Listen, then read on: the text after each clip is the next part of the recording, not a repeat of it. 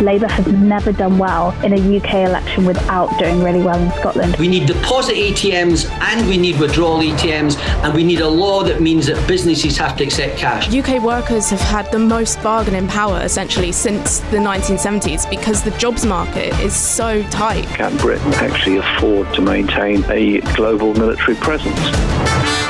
You're listening to Bloomberg UK Politics. I'm Yuan Potts. And I'm Stephen Carroll. Yuan, the universe has gifted you a gift today. Yes. A new poll, some numbers to look at, your favourite. I'm excited, you can tell. So actually quite an eye-popping bit of polling today. The headline is the Conservatives are losing more 2019 voters to Reform UK than to Labour. Oh. So this is a survey carried out by YouGov for Sky News. Only 1 in 10 voters who supported the Tories last time have switched directly to voters, according to this poll. 12% switched directly to Labour. Yeah, 12% have switched to Reform UK, which does not poll very highly broadly. And only 40% of the party's 2019 voters, of course the Tories did sweep up at the last election, say they're planning to vote Conservative at the next time. And a quarter say they don't know. So there are lots of voters still in play here.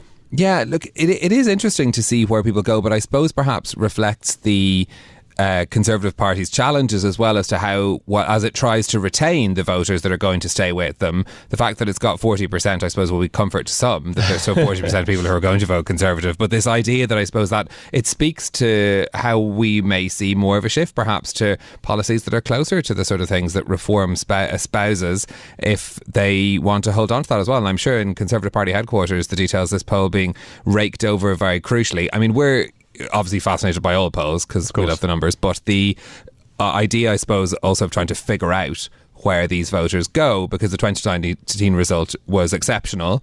So then it's a question of how this plays out when we start to think about the next election. Yeah, and of course in 2019 the Conservatives gathered loads of voters who've never voted them before, and in loads of places where they'd never voted Conservative before.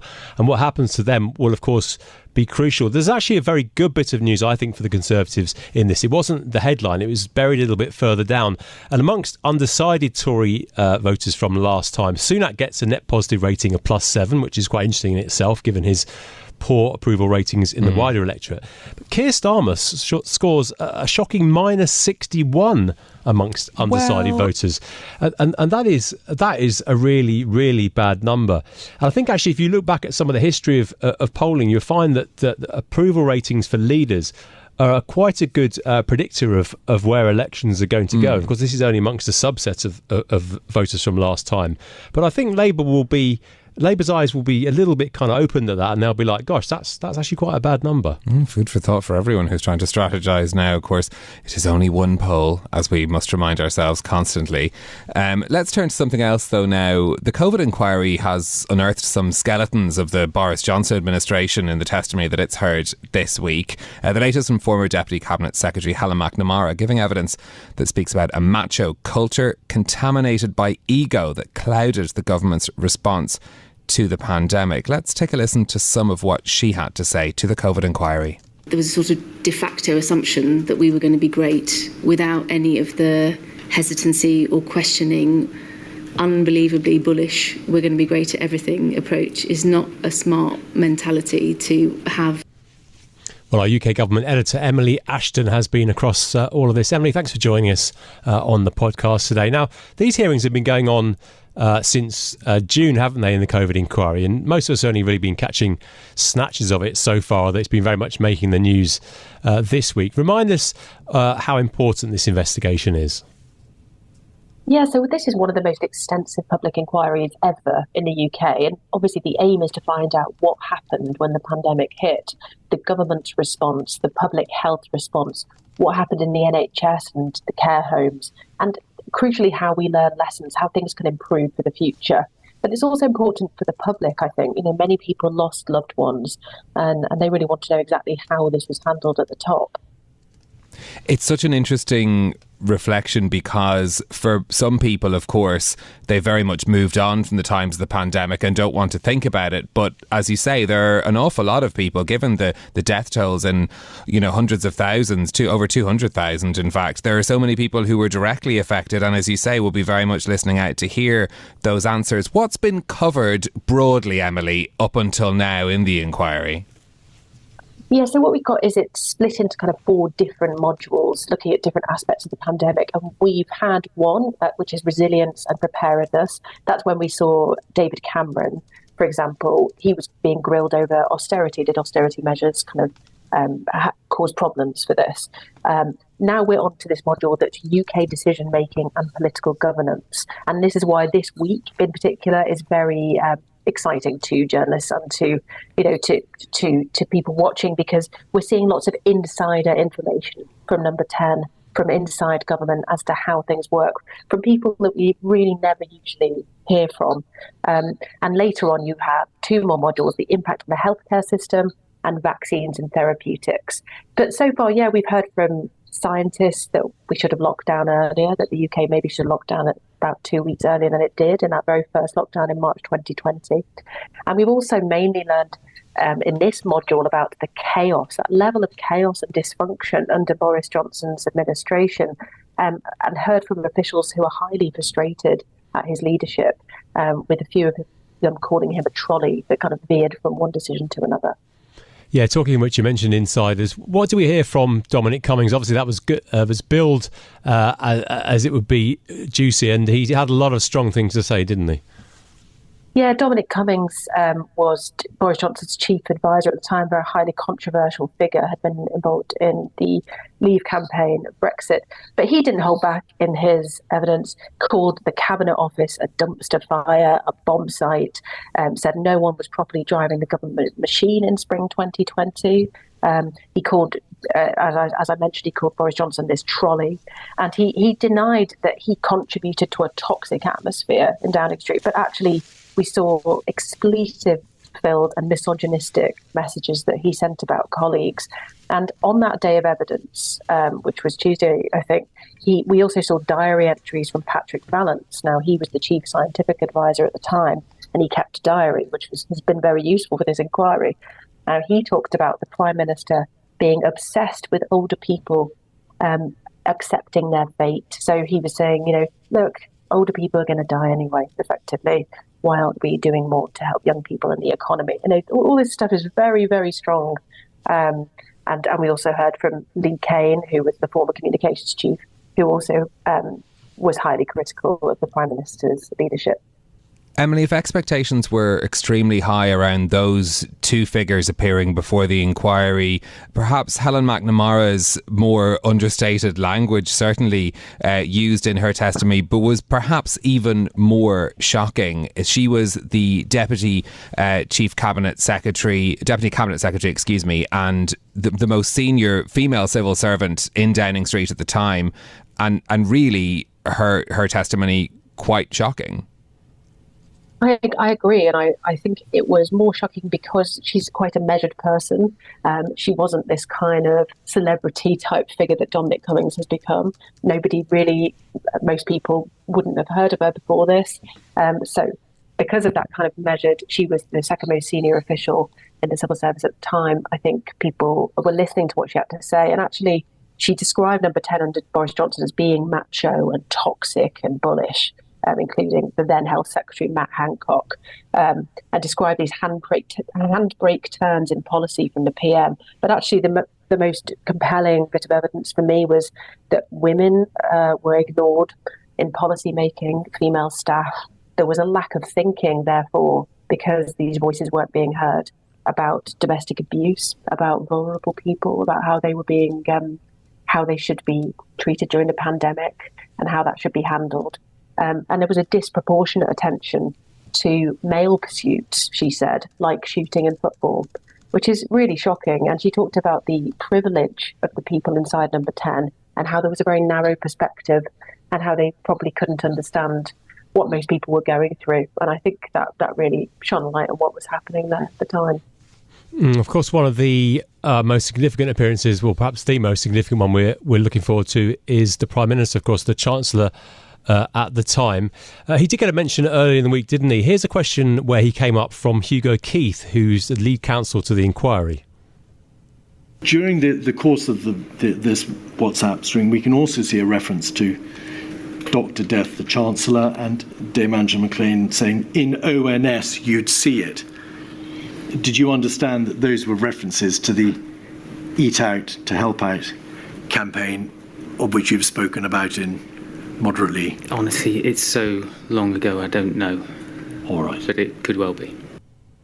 So reference to Rishi Sunak's flagship Eat Out to Help Out policy in the summer of 2020. That was King's Counsel Hugo Keith asking that question of Professor John Edmonds from the London School of Hygiene and Tropical Medicine. Emily, a lot to look forward to the Prime Minister's appearance. What should we be expecting from him? I mean, all this does matter for Rishi Sunak, as much as he would like to pin all this on the previous administration and Boris Johnson. And clearly a lot of that is true, that Boris Johnson oversaw this culture. But we mustn't forget that Rishi Sunak was Chancellor of the Exchequer at the time. He was at the heart of government. He brought in the furlough scheme, and most controversially, as you say, this Eat Out to Help Out scheme, which subsidised restaurants and cafes and encouraged people to go out and spend money and circulate in bars and eat out. Now, scientists were very critical because they said this was spreading the disease at the wrong time. This was the summer of 2020, and they said it was too early to do that. And as you hear, one government scientist called him Dr. Death. And we have also heard from people like Lee Kane, who said that was the wrong policy at the time and was sending the wrong message, crucially, to people who were trying to tell them to be cautious. But more broadly, Rishi Sunak is now in charge as Prime Minister of this government machine that clearly didn't work when people needed it most. And there's not a lot of proof that anything much has changed. And with an election coming up next year, he's tried to present himself as this change candidate. But I'm not sure he really can remove himself from the last Tory administration that easily and say, oh, it's all down to Boris Johnson, because ultimately trust in government has been hit. And I don't think that's easily solved.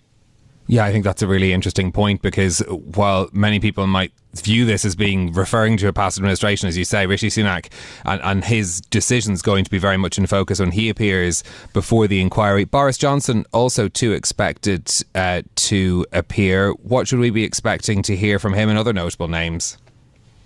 Well, Boris Johnson and Matt Hancock are due to give evidence as well as part of this module. We think that will be either later this month or in December.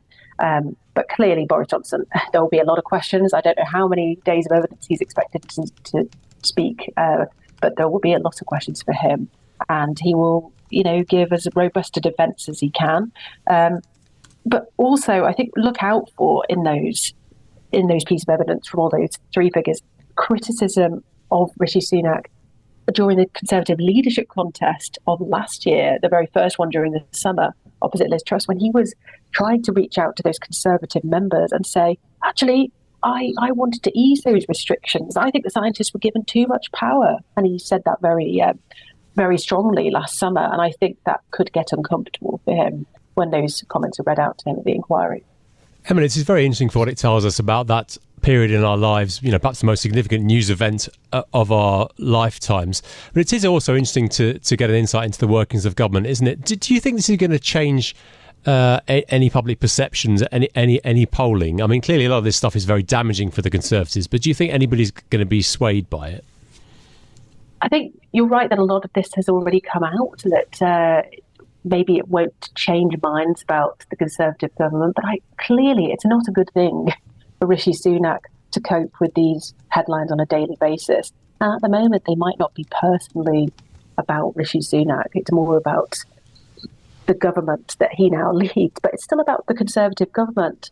And I think the more you hear these negative stories about just how badly the government was run at a time of crisis by the Conservative Party, with a huge election to come up within a year, I mean, it can only be bad news for Rishi Sunak here. And he needs to do everything he can to really distance himself from the whole thing. But I think he can only do that in a very limited way. OK. Emily Ashton, our UK government reporter, thanks so much for joining us with the details of the latest evidence we've heard at the COVID-19 inquiry. Now, Stephen, it's the second day of the government's Artificial Intelligence Safety Summit. But even with the likes of US Vice President Kamala Harris attending and a few world leaders, not perhaps as many as the UK would like, but certainly a fair few, it seems that Elon Musk has been getting a lot of the attention, doesn't it? Yeah, I mean, this probably shouldn't come as a surprise, given that how much attention Elon Musk attracts for himself and also tends to garner in these circles as well. But I was interested to read some of the comments reporting from our colleagues who've been speaking to those who were inside Bletchley Park for this event, saying that Elon Musk was mobbed and held court with delegates from tech companies and civil society in between the sessions. But they did point out that because the sessions were all discussing different aspects of the AI, I suppose, challenge, dilemma, however you want to talk about it. And the one session that Elon Musk was at, where they talked about the risks of losing control of AI, he was said to have quietly listened, although the group itself was nicknamed the Group of Death, which I think probably explains some of the dilemma. And actually, this is something that we've been reporting on. Some of the dilemma that's of what's being talked about here is this division between the so-called AI doomers, who are focusing on the big existential worst case scenario risks of this technology, versus more immediate risks that others are keen to focus on, which is this idea of things like fueling discrimination or misinformation that could come from AI as well. And that's been sort of central to the discussions that are still ongoing in Bletchley Park. Yeah, we had a great conversation actually on the podcast last week about AI, which is worth listening back to. Something interesting to look forward to this evening actually is the PM will be meeting Musk, and there's going to be a 45-minute streamed Q&A session where apparently both men are going to ask each other questions, which sounds kind of somewhat chaotic, but it will be interesting to see the world's richest man and the Prime Minister in discussion. Yes, indeed. Well, Bloomberg editorial writer Therese Raphael is with us in studio to talk more about this. Therese, great to have you on the programme. So looking at, we're into the second day of the summit now. Does it look like it's going well to you? Look, I think the government will be reasonably happy with the fact that the conversation is now around AI safety, that the UK is in the mix. I think it would be an exaggeration to say that the UK is kind of driving this conversation. It's one that's happening anyhow in Washington, Brussels. China is also doing its own regulation of the technology. But just the fact of gathering these CEOs, having Elon Musk in town, the U.S. Vice President making a speech, not in Bletchley but in London, so one could say close enough. I guess that will give them some level of satisfaction. Of course, this is an area of policy that Sunak himself is, clearly very interested in, very comfortable with, and it probably beats a lot of the headlines that they've, been grappling with in recent weeks. I think they're probably quite happy to have the conversation turning on these issues, even if it doesn't quite live up to some of the hype. Obviously, this is an enormously complex area, which I think it's probably fair to say most politicians haven't really got their heads around yet, and fair enough. What did you make of the communique that came out at the start? Does that provide any kind of basis for any kind of global agreement?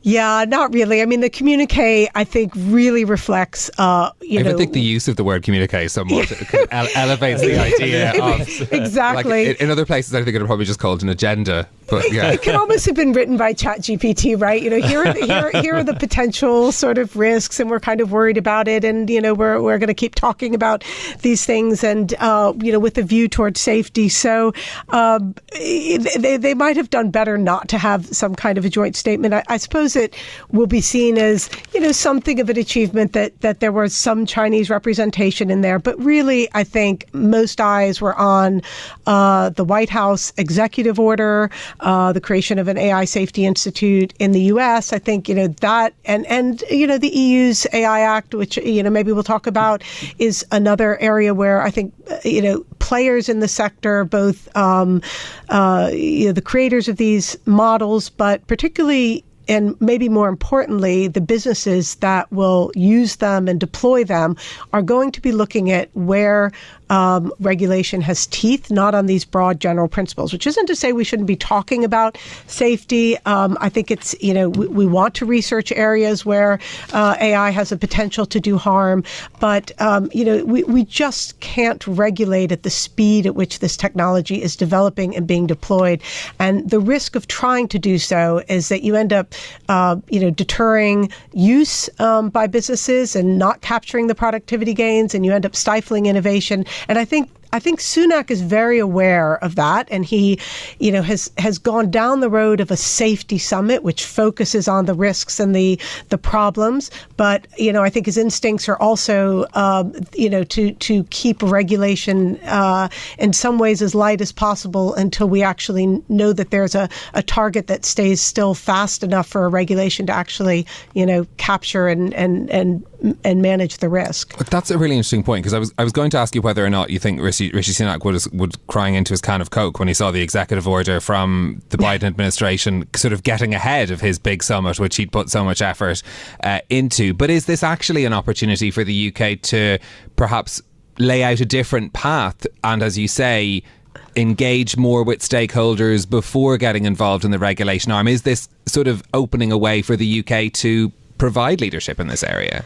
Yeah, I think there's an argument that the UK has the ear of the tech world to some extent, and has a good enough relationship with both, the US administration to still some kind of dialogue with the EU that, one could arguably say is on the mend, and, manage to get China in the room. I think it's, we shouldn't necessarily take that too far. There are a lot of forums that are looking at this. The G7, had the Hiroshima communique. There's OECD is looking at this. There's US-EU dialogue that I think is going to be very crucial.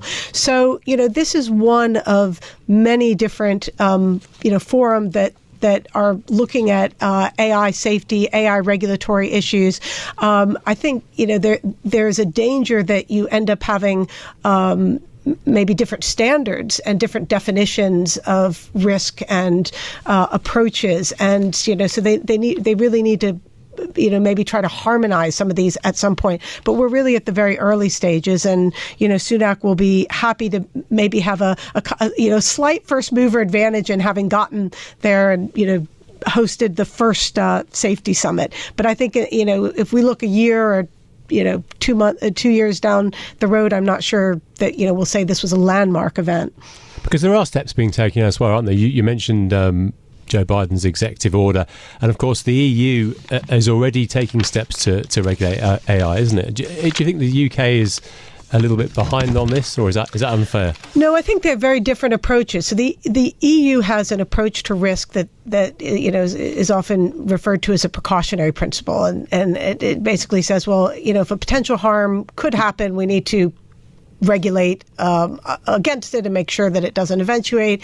And I think, what we're seeing on AI, sort of similar to GDPR, where there was a void in regulation in the US, it allowed the EU to come in and fill the gap. And the EU is also, I think, approaching this AI regulation initially in a spirit of wanting to encourage take-up and innovation among European businesses, which are dreadfully behind in technology uptake in general. But what's happened over time, I'm told by those watching it closely, is that it's kind of, this metaphor was used by Zach Myers at the Center for European Reform when we were speaking recently. He said it's become like a Christmas tree where everyone throws on different baubles. So there's not been a lot of public engagement. A lot of it's happening behind closed doors. And there's a danger that regulation that is too vague, doesn't define AI clearly enough, doesn't define where the responsibility lies for monitoring the way AI is used clearly enough, is going to end up, like GDPR, imposing costs, adding grit to the system, and really slowing down the adoption. And I think this has come up over and over again in your podcast and discussion. There has to be a balance between the worries about the risks and the opportunities, which are just enormous, and a realism about at what speed is it reasonable to try to regulate. And I think the EU may be getting the wrong side of this, and as often is the case with the EU, be in danger of over-regulating. But we'll see. This is not an act that's on the books yet. They're hoping to finish it by the end of the year. Yeah, just to bring it back to sort of the Prime Minister and the political situation here, what looks like success for Rishi Sunak here, Therese? I think, there can only be, short-term and long-term success, right? The short-term success is he's in the headlines. He's there. For a whole week. Imagine that. We've hardly talked about problems within the Conservative Party. It's not something the Labour Party has that much to say on. He's in a political moment where it's kind of a survival game. So I think short-term he'll take this as a win. Longer term, the UK is a player in AI. It is not a major player or a driver of regulation, and it will have a seat at the table and a voice. And I think, that's the realistic demand for that. And it's not clear that anything this government does, will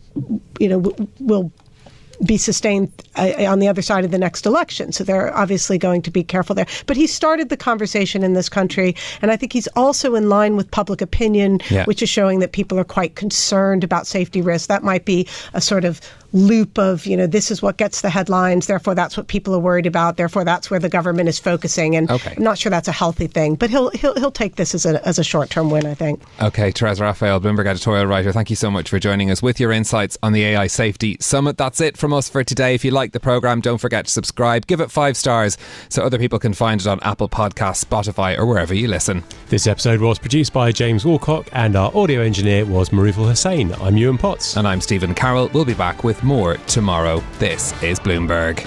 Bloomberg UK Politics. Listen weekdays at noon on DAB Digital Radio in London.